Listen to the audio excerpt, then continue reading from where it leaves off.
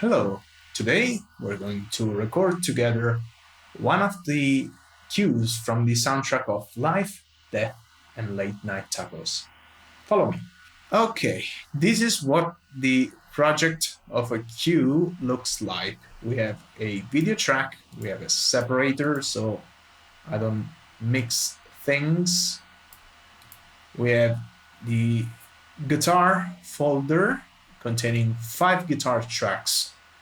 I need to specify that this whole template is already pre-mixed, even though sometimes I go in and move things around because I really don't like how it sounded on some of the cues. So it needs a little finesse sometimes, but when I work using one of these pre-built and pre-mixed templates, I usually don't change too much stuff. We have 5 guitar tracks, as I said before, 2 hard-panned tracks, respectively a 60 and 60% left and right, mid-pan, so we have 30 left and 30 right, and a center guitar. We have a bass track with modo bass, Amplitube, and we also have an SSL 9000, a VC76, then we have modo drum,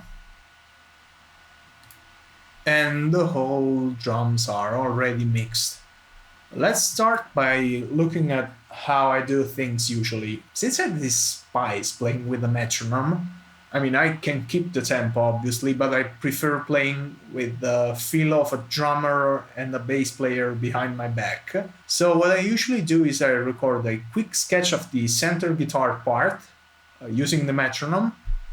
Then, playing along with the feeling of the guitar part, I add the drums and bass, and then finish the recordings of the rest of the guitar tracks. And usually I go back and re-record the center track, because sometimes playing with a metronome versus playing with a drummer, even a sample drummer like in this case, gives you a different feeling. You tend to play differently. Let's take a look at my guitar signal here.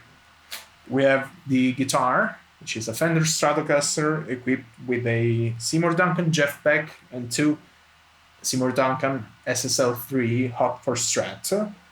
Going through a fuzz edge, which is an emulation of the Arbiter fuzz phase, with both volume and fuzz set at 12 o'clock, an emulation of a plexi from the Jimi Hendrix collection, and I suppose this is the cabinet always from the Jimi Hendrix collection, 4x12 with what I suppose are an emulation of Fender, designed specifically for Fender. So Fender speakers. We have the plexi that's almost cranked to 11, not quite, because as you can see the presence and bass controls aren't fully clocked.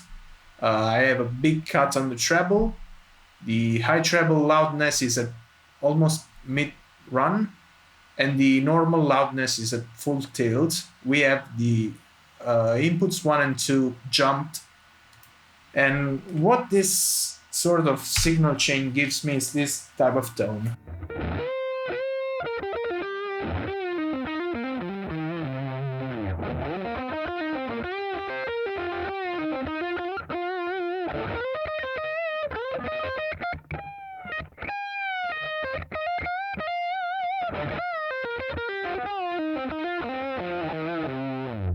So it's a nice, thick, distorted sound when the volume pot is at 10, but when I roll it down,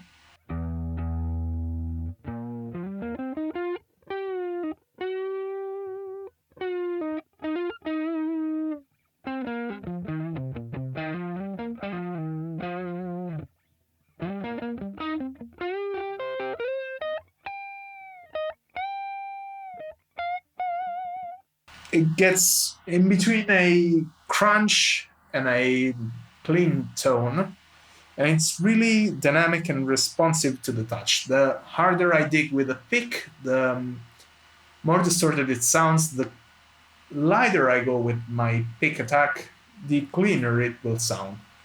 Now I want to make you listen to the sketch I did this afternoon before I go back, record, and modify it, so you get an idea of what's the feeling I'm going for with this cue.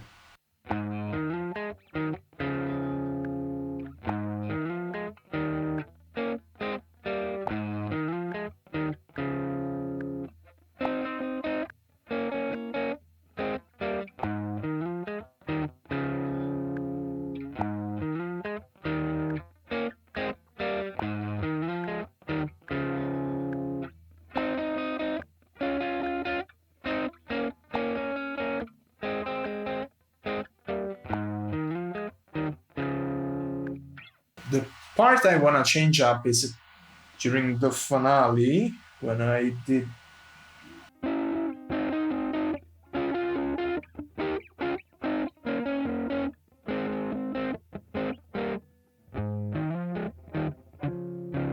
Which is a bit unoriginal to finish on. The idea now is to go like.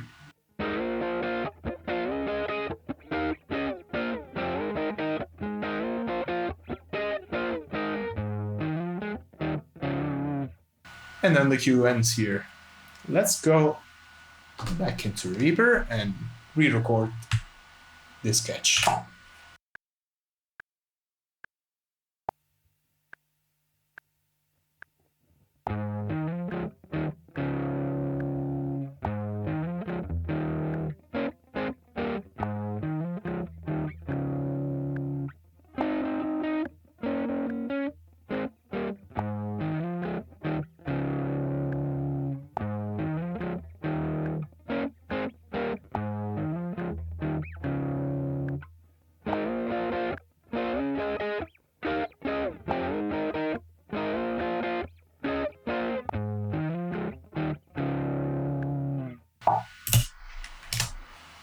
And we're done. For example, I'm going to come back to the track because I feel there is a bit too much distortion on this guitar part. I want it to be a tidbit cleaner. Okay, let's figure out what drums I want.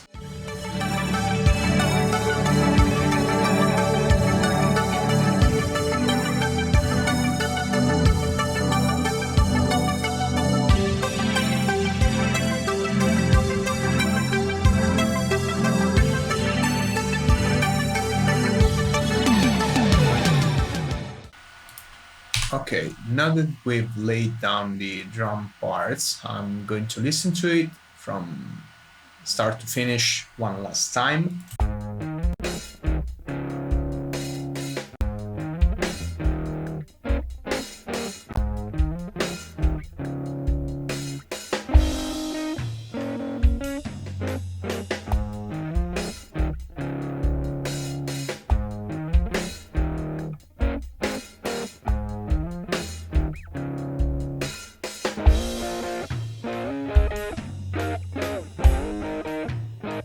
There's this piece that I'm not.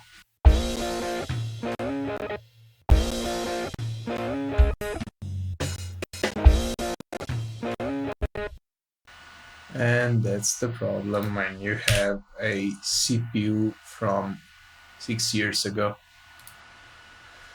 Okay, I mean, it's good enough. We're going to print the multi-channel, so we're offloading some stuff off the CPU. Now, for the bass.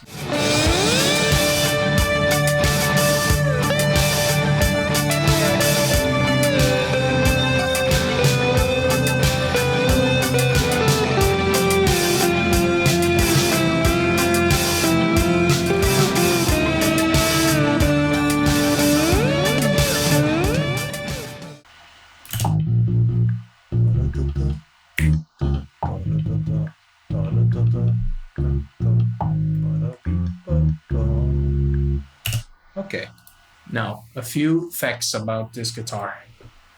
This is an LTD Eclipse EC1000. It's a Les Paul copy with some quality of life improvements.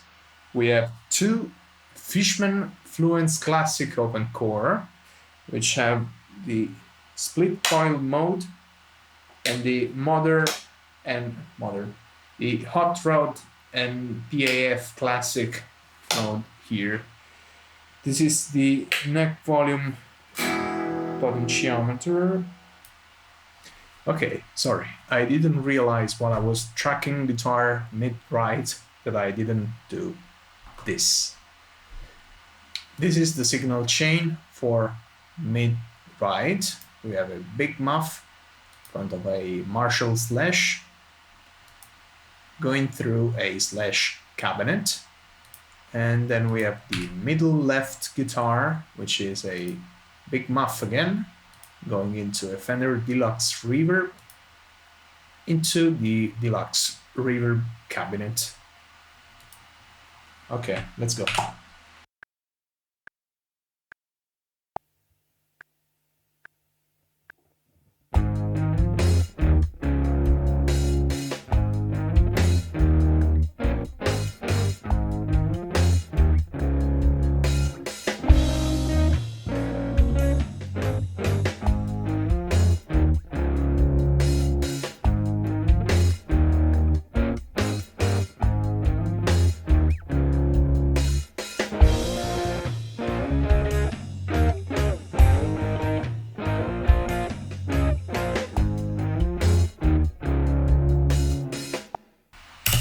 Okay, this is probably the first guitar I get right in one take. Now let's move to the hard panned guitars. So this is a Harley Benton Fusion 2, I suppose. Anyway, it has a bit of a magic wiring I made my luthier make. It sports a Seymour Duncan 59, a Seymour Duncan Jeff Beck, and a Angelo Chiarappa custom-made single coil. Was made for the previous owner of this guitar. I bought it used, and it's one of the best guitars I have, to be fair to the others. What are the modifications I've made thanks to my luthier is the coil tap on off, which was already present before. We have this push-pull knob that turns on the neck pickup so I can get the Telecaster sound. And then the blower switch, which is something I've seen on the Sir Guthrie Govan and always fascinated me because I've always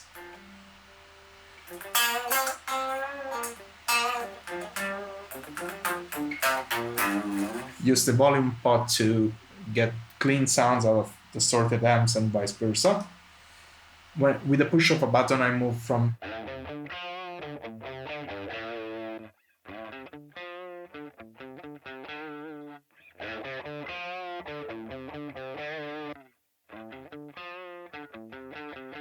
It's not the most comfortable thing ever because the push-push knob, push-push potentiometer is very loose. Just by looking at it, it turns around itself. So when I push it up and push it back down, it never goes back to the same position it was before. So I think I may need to add an additional switch or a button, but that's something that future me will have to deal with.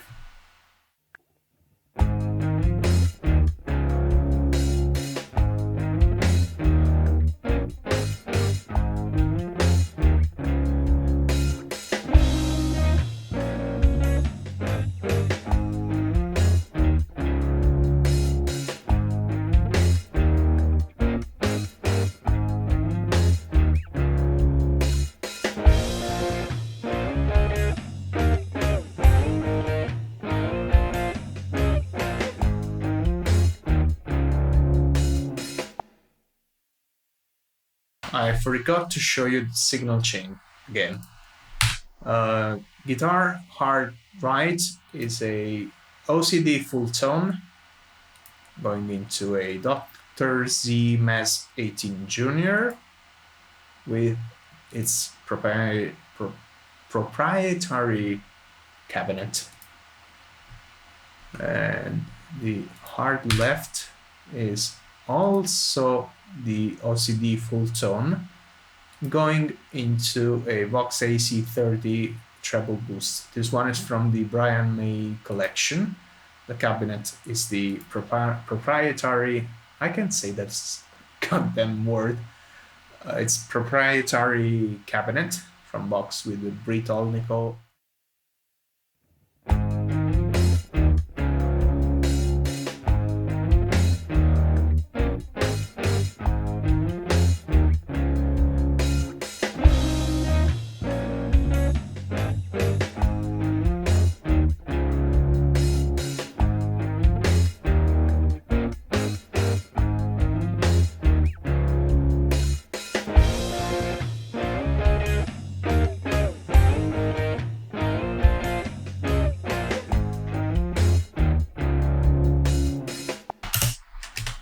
Okay, and we're done with all the guitar parts. We need to re-record the second one.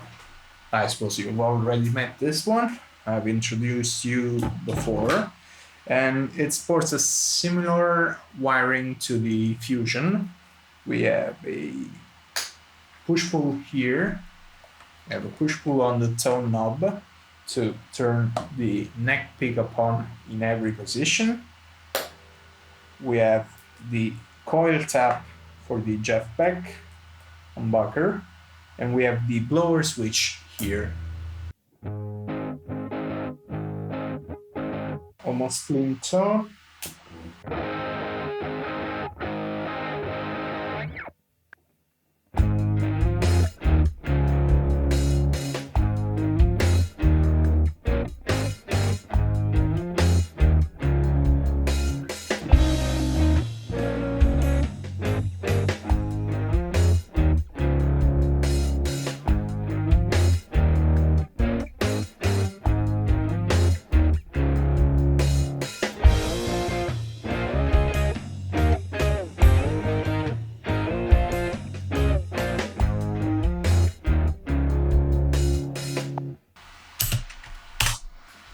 Okay, and now we're done tracking. Okay, and now that the mastering process is finished, I can let you listen to the finished tune. Enjoy.